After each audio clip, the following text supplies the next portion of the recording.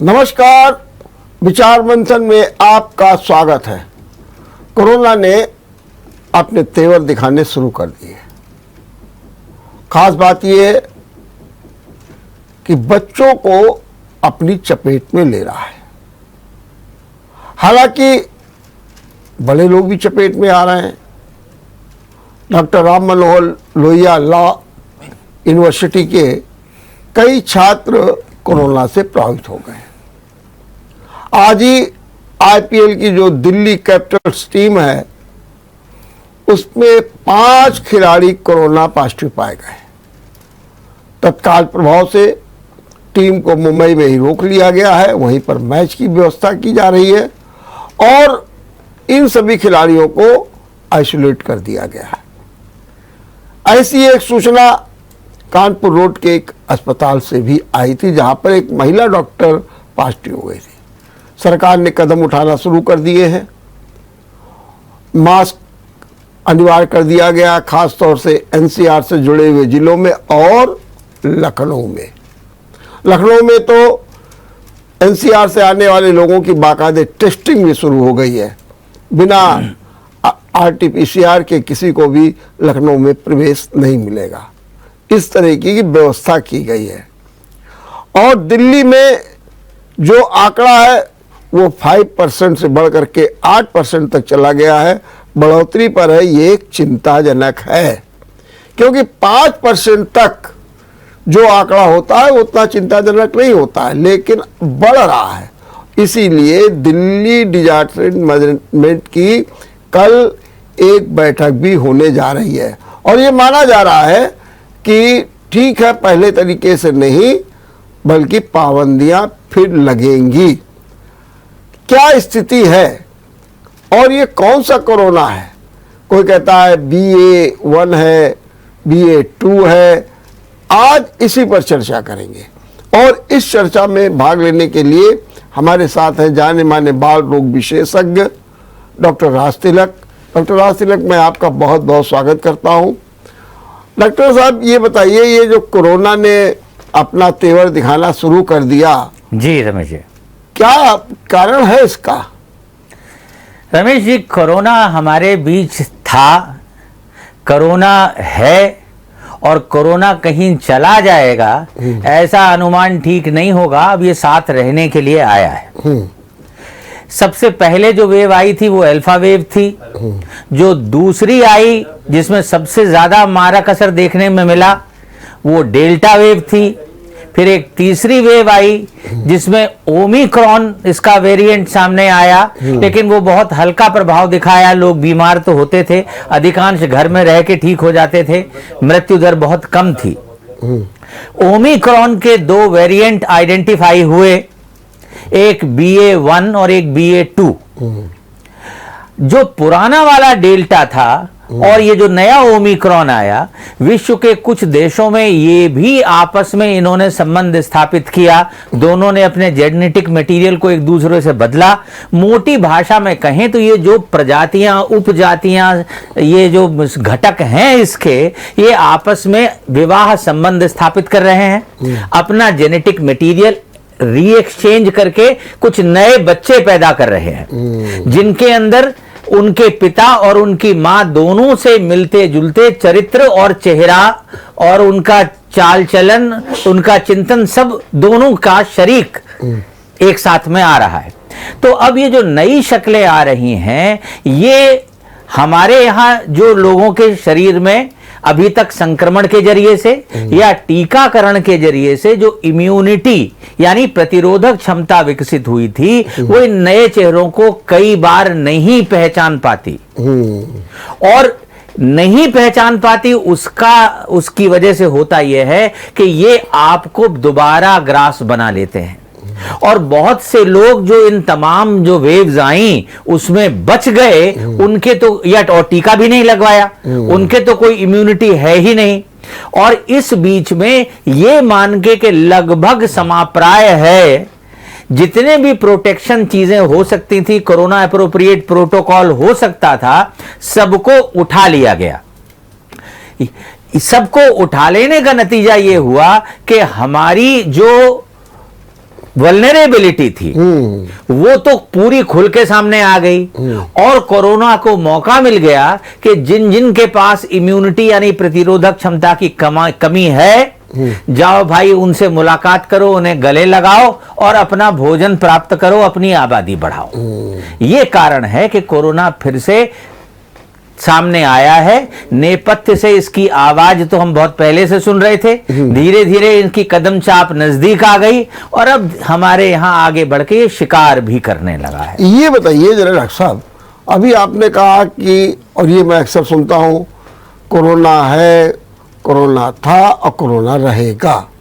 ऐसी स्थितियों में कहीं सरकार से क्या चूकें हो जाती है कि 1 अप्रैल से कोई मास्क नहीं लगाएगा, कोई कोरोना का प्रोटोकॉल नहीं करेगा, क्या आपको जो है दूरी नहीं करनी है, माने जो भी प्रोटोकॉल है कोरोना के वो नहीं अपनाए जाएंगे। और लोगों ने धड़ाधड़ मास्क भी हटाना शुरू कर दिया। 1 अप्रैल से बाकायदे अधिकृत रूप से जो अनिवार्यता थी वो भी खत्म कर दी।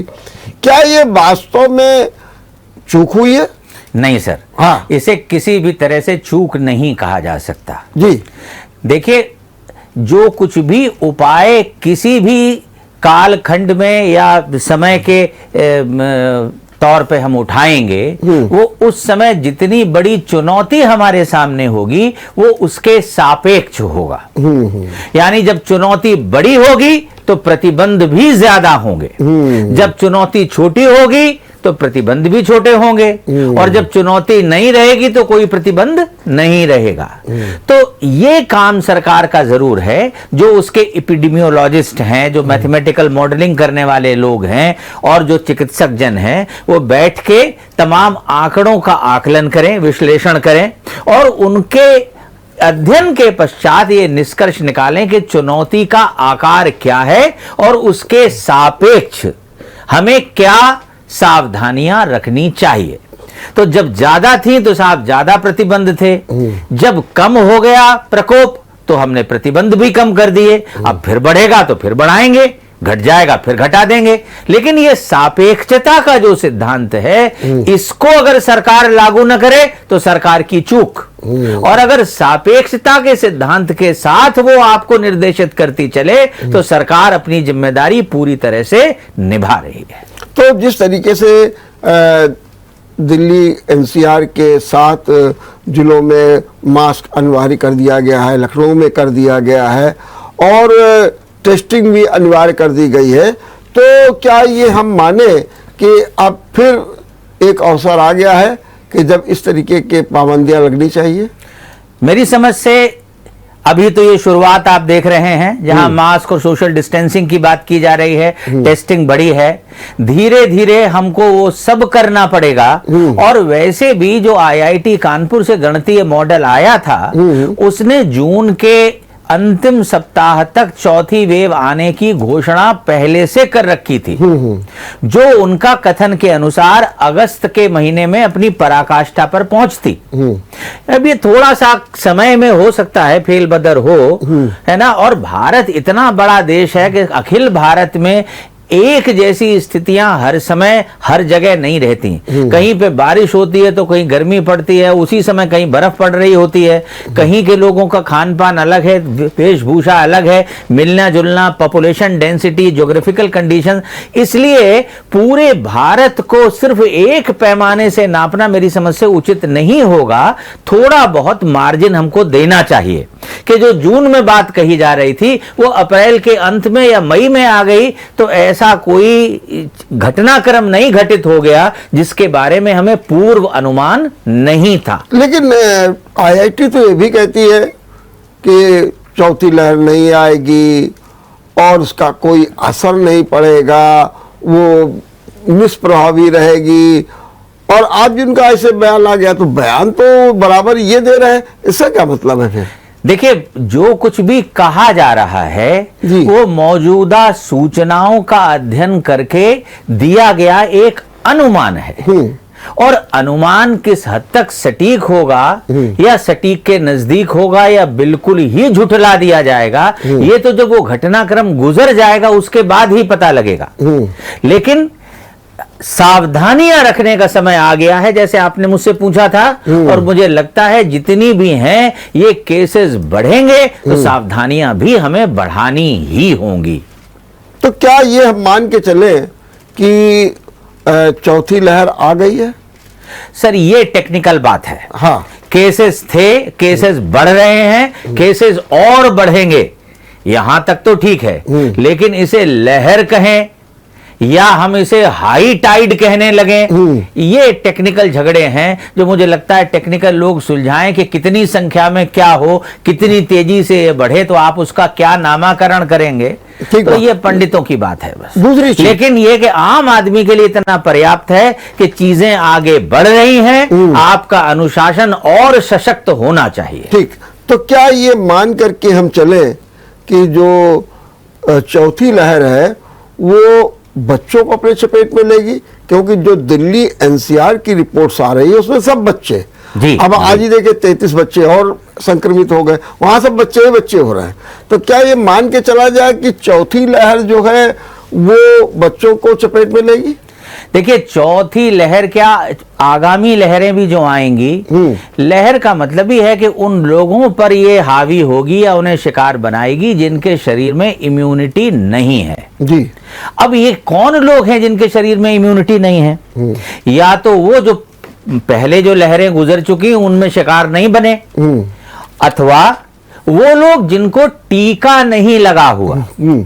अभी भारत में 12 वर्ष से छोटे बच्चों को टीका नहीं दिया गया है, तो अगर वो नेचुरली शिकार बन गए तो कुछ इम्यूनिटी उनके शरीर में आ गई, अब वो भले उनको आंशिक सुरक्षा दे लेकिन सुरक्षा देगी।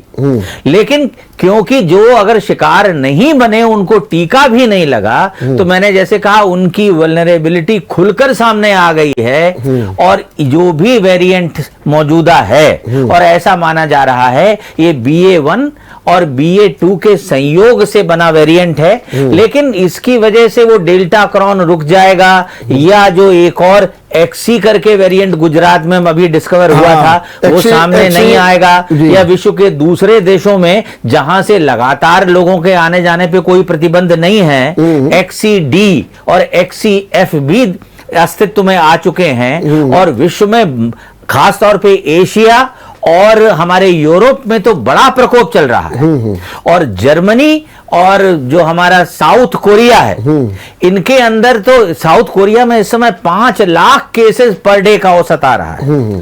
तो इतना ज्यादा चल रहा है, तो कब ये आयातित स्ट्रेन भी हमारी आबादी में आ जाएंगे और हमारे यहाँ की उस वल्नरेबल पॉपुलेशन को अपना शिकार बनाएंगे, इस बारे में हम नहीं, कोरोना ही प्रिडिक्ट करेगा। लेकिन आप क्या मानते हैं कि बच्चों में जो कोरोना ज्यादा आ रहा है जी, गाजियाबाद नोएडा में, उसका कारण क्या मानते हैं? देखिए, हो सकता है कुछ खास वेरिएंट्स की रुचि कुछ खास आयु वर्ग में हो, तो जो संयोग से ये नया स्ट्रेन बना है ये बच्चों को ज्यादा प्रभावित करे, इसकी पूरी संभावना है, और जो आंकड़े आ रहे हैं वो संकेत भी उस तरफ कर रहे हैं। और मुझे लगता है कि अभी तक हम ये मान के चलते थे कि बच्चे रिलेटिवली जो इनके रिसेप्टर हैं वो ना होने की वजह से, ACE1 रिसेप्टर्स कहते थे, जिनके थ्रू ये एंटर करता था, और ये मानते थे कि बच्चों में कम होते हैं इसलिए बच्चों तक पहुंचता तो है, उनके शरीर में, उनके तंत्र में प्रवेश नहीं कर पाता है। लेकिन नए वेरिएंट्स हमेशा नई क्षमताओं के साथ हमारे सामने उपस्थित होते हैं।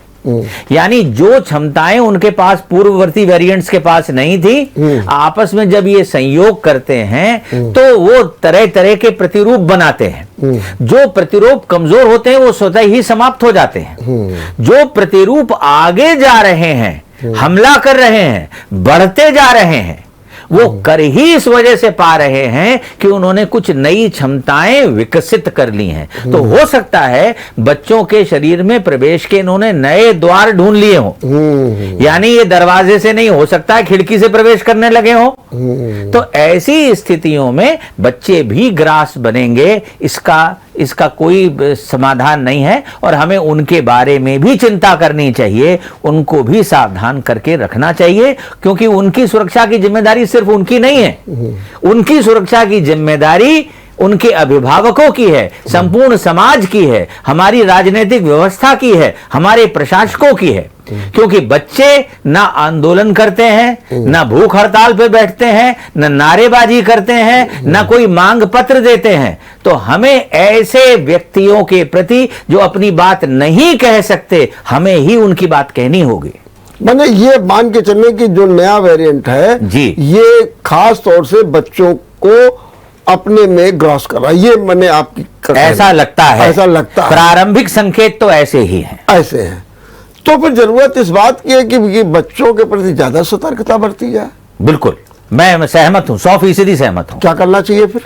सर, इसके लिए हमें देखना होगा कि बच्चों में हम उस तरह की कोरोना एप्रोप्रिएट बिहेवियर की जो टेक्निक्स हैं उनको लागू करें जी। उनको सैनिटाइजेशन बताएं, हाथ धोना बताएं, चीजों को न छूना बताएं, सोशल डिस्टेंसिंग के बारे में बात करें, मास्क लगाने के लिए प्रेरित करें, बहुत उनकी हम इम्यूनिटी बढ़ाने के लिए उनको पोषक भोजन दें जिसके अंदर विटामिन प्रचुरता के साथ में हो, प्रोटीन प्रचुरता के साथ में हो, उनको हम पर्याप्त नींद का अवसर दें, रात में देर से न जगें, जिंदगी उनकी नियमित हो, उनको खेल कूद दौड़ भाग और एक्सरसाइज में हम दक्षित करें क्योंकि उससे भी हमारी इम्यूनिटी बढ़ती है।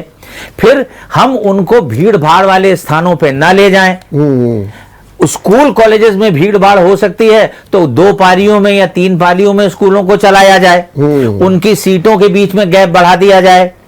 जो स्कूल का वातावरण है उसमें हम देखें कि इस किस्म का इंतजाम हो कि एक बच्चे से दूसरा बच्चा संक्रमित ना हो। भोजन के लिए बच्चे अपनी स्कूल की चेयर पे ही बैठ के कर लें, बहुत देर तक स्कूल ना चले। अगर मान लीजिए 5 घंटे 6 घंटे स्कूल चलता था उसे 2-3 घंटे तक सीमित कर दिया जाए। हम हाइब्रिड किस्म की क्लासेस चलाएं कि जो चीजें कंप्यूटर के माध्यम से इंटरनेट से नहीं हो सकती उतने तक के लिए हम बच्चे को स्कूल बचाएं और जो किया जा सकता है उसे हम इंटरनेट के माध्यम से घर में पढ़ाएं उसको। तो इस तरह की हमें नई, देखिए जब चुनौतियां आती हैं तो वो एक अवसर होता है कि उसके साथ में हम नई विधाओं को, नई कलाओं को, नई दक्षताओं को जन्म दें और उनका उपयोग सार्वभौमिक बनाएं। एक इसमें एक्सपर्ट्स की 2-3 राय आई। जी जी। एक राय ये आई कि अरे ये ज्यादा कोई खतरनाक नहीं है और ये तो केवल ऐसे हल्के लक्षण दिखाएगा और चला जाएगा, कोई जरूरत नहीं है और स्कूल भी बंद करने की आवश्यकता नहीं है। क्या कहेंगे आप इस बारे में? सर, संभावना है।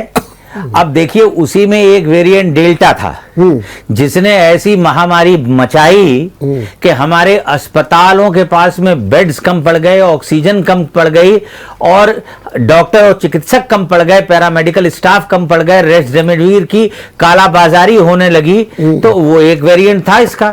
फिर उसके बाद आपने ओमिक्रॉन देखा जहां लोग बीमार तो पड़े, कोई खास दवाई नहीं ली, अस्पताल भी नहीं जाना पड़ा, बहुत कम मौतें हुई। तो अब वो वेरिएंट से वेरिएंट पे निर्भर करेगा कि कौन सा वेरिएंट कितनी दूर तक ले जाएगा और नए वेरिएंट बनते रहेंगे। वो क्या है, कैसे बिहेव करेंगे, ये तो जब वो संचरण करेंगे तभी समझ में आएगा। लेकिन जो ये बात एक्सपर्ट्स कह रहे हैं कि कोई खास असर नहीं पड़ने वाला है और स्कूल मत बंद करिए, बिल्कुल ठीक कह रहे हैं सर। हाँ। देखिए हमारे सामने बहुत सी प्राथमिकताएं होती हैं जीवन में। हम पूरे कम्युनिटी को, जनरेशंस को अशिक्षित भी तो नहीं छोड़ सकते। शिक्षा की अपनी समस्या है। फिर बच्चे घर पे रहेंगे तो माँ बाप को भी रहना पड़ेगा, कोई ना कोई उनकी देखभाल करेगा। अगर माँ बाप दोनों वर्किंग हो तो कैसे काम चलेगा साहब बताइए। फिर हमारा समाज उसकी व्यवस्था की जिम्मेदारी कैसे उठाएगा। हर बच्चे के पास ना कंप्यूटर है, ना लैपटॉप है, ऐसे साधन भी नहीं है।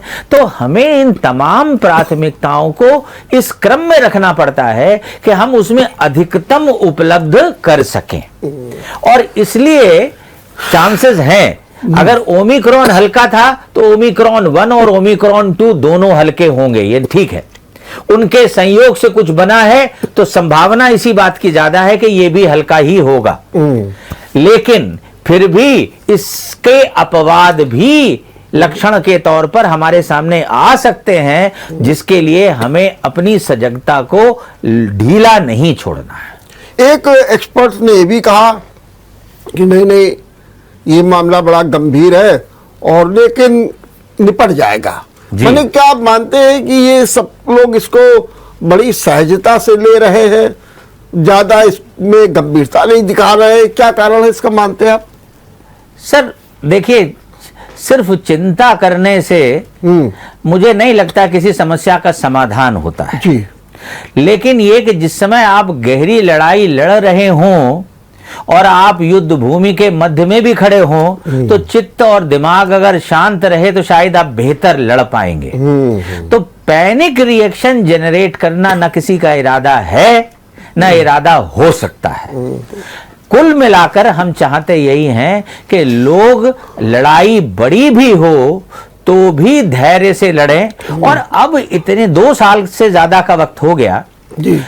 कुल मिलाके हम बहुत कुछ कोरोना और उससे निपटने के तरीकों के बारे में जान भी चुके हैं। घरों में क्या व्यवस्थाएं होनी चाहिए वो किसी हद तक बन चुकी हैं। तो दोबारा लागू करने में, लोगों को सिखाने में अब हमें वक्त नहीं लगेगा। बहुत जल्दी, माने अब तो सूचना की सिर्फ एक बूस्टर डोज देनी होगी और उनकी सूचना का जो स्तर है फिर वही पहुंच जाएगा जितना पहले। लेकिन एक एक्सपर्ट ने कहा कि जो सतर्कता बरतनी चाहिए, उन्होंने विशेष तो उसका उल्लेख नहीं किया, लेकिन कहा कि बच्चों से कहें कि वो एक दूसरे का खाना न खाएं। ये क्या मतलब हुआ? सर एक दूसरे का खाना खाएंगे तो एक दूसरे के पास जाना पड़ेगा जी। एक दूसरे का संपर्क होगा, छुएंगे एक दूसरे को जी। तो ऐसे जो क्लास में पढ़ेंगे तभी तो पास में बैठना पड़ता है। जब खाना लंच होगा तब भी वो बैठना पड़ेगा, खेलेंगे कूदेंगे तब भी तो उनको बैठना पड़ेगा।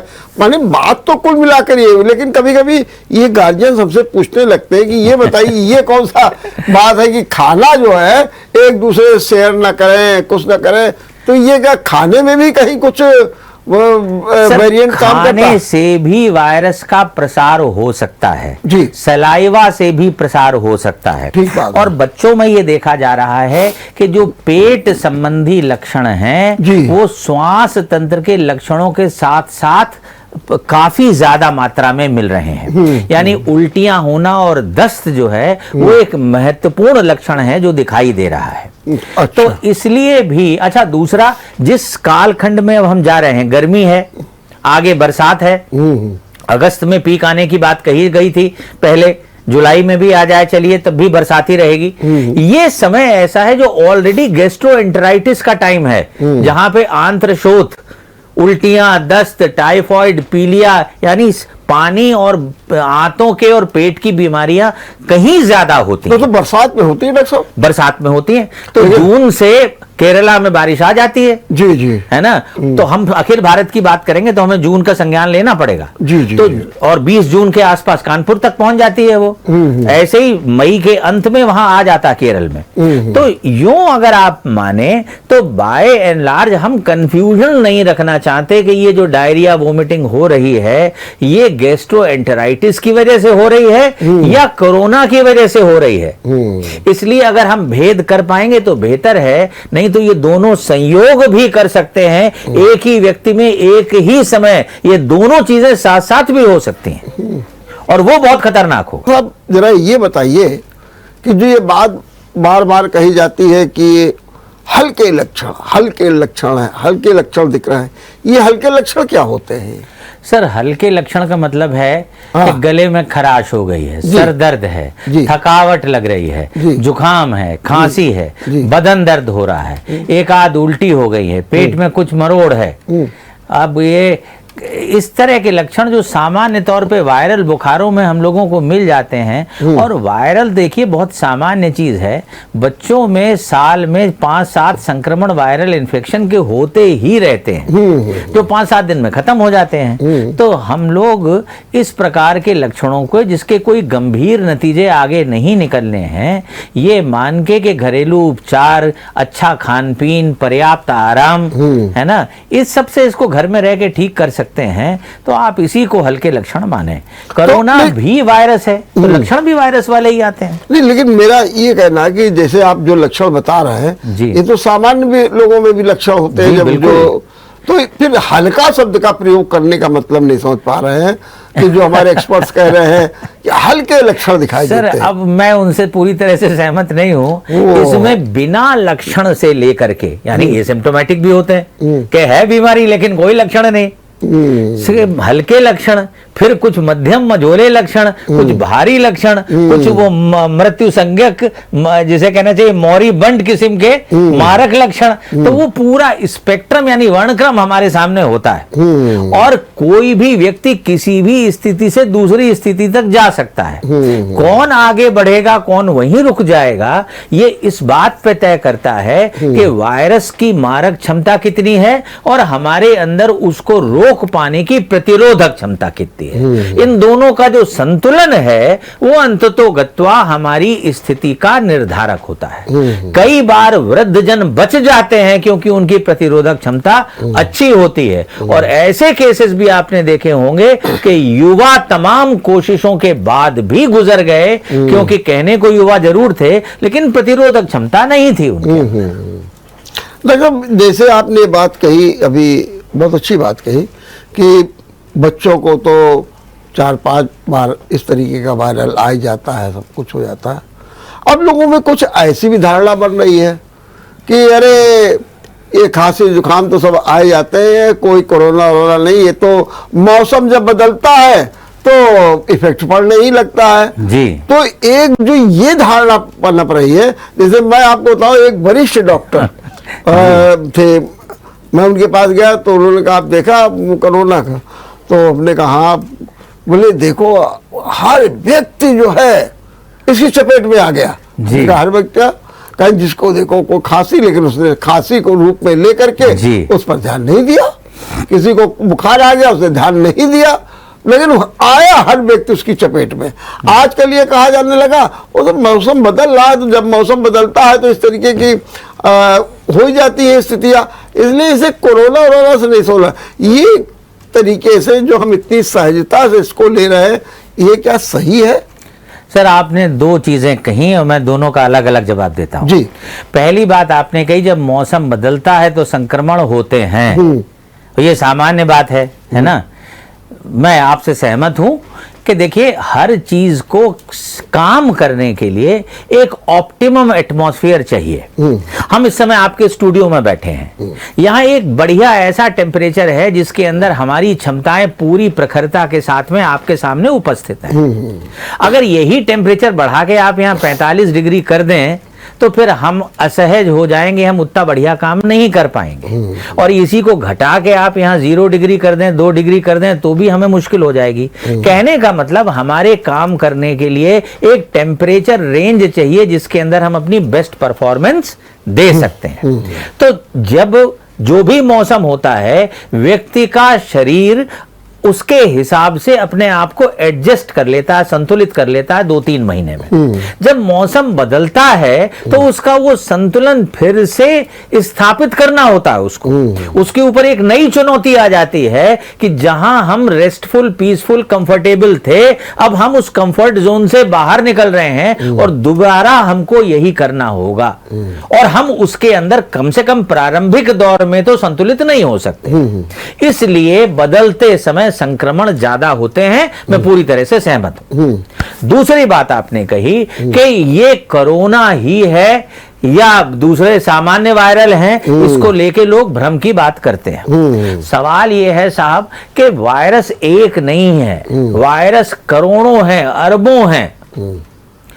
Influenza, para influenza, rhino, adeno, respiratory syncytial virus, entero virus, coxsackie virus, para influenza virus, आपके जितने भी पीलिया के प्रकार हैं, hepatitis A, B, C, D, E, सब वायरसेस हैं, मम्स का वायरस। तो वायरस एक इकाई नहीं है, सांस की बीमारियां पैदा करने वाले भी ढेर से वायरसेस हैं, कोरोना उनमें से एक है। तो सवाल यह है कि वायरल संक्रमण तो होते हैं, ये बात स्थापित है, लेकिन वो सारे वायरल संक्रमण जो मौसम बदलने पे होते हैं वो कोरोना के कारण नहीं होते। लेकिन इस समय एक विशेष परिस्थिति है जब ऐसे होने वाले सारे और वायरसेस को किनारे ढकेल के कोरोना एकदम से व्याप्त हो गया है। और जो जांचें की जा रही हैं, आप उसी के लिए तो आरटीपीसीआर की बात कर रहे थे, तो उसके अंदर यह सत्यापित होता है कि ये कोरोना ही है जो अधिकतम लोगों को अपना ग्रास बना रहा है या चपेटे में ले रहा है। ये एक नई परिस्थिति है और इसीलिए हम कोरोना और उसकी लहर की बात करते हैं। तो फिर ये माना जाए कि जिस तरीके से मौसम बदलने पर वायरल होते हैं और हम लोग सामान्यतः उसे स्वीकार कर लेते हैं, अब हमें स्वीकार नहीं करना चाहिए बल्कि कोरोना का टेस्ट करा लेना चाहिए। सर, मौके की नजाकत तो यही है कि जब इस किस्म के वायरस का प्रकोप हम देखें तो हम, और अब तो टेस्टिंग बड़ी आसान हो गई है, हर चीज के लिए आरटीपीसीआर करने की जरूरत नहीं है जी। सबसे आसान एंटीजन टेस्टिंग है। और एंटीजन टेस्टिंग की किट भी मार्केट में उपलब्ध है और 100-110 रुपए में किट आ जाती है। आप खुद टेस्ट कर सकते हैं, जैसे प्रेगनेंसी टेस्ट कर सकते हैं। और किसी भी टेस्ट में अगर पॉजिटिव आ जाता है तो आप उसे पॉजिटिव ही कहेंगे, चाहे एंटीजन टेस्ट में आ जाए। इसके बाद एक ट्रूनेस्ट टेस्ट होता है, ट्रूनेट टेस्ट, वो हो गया।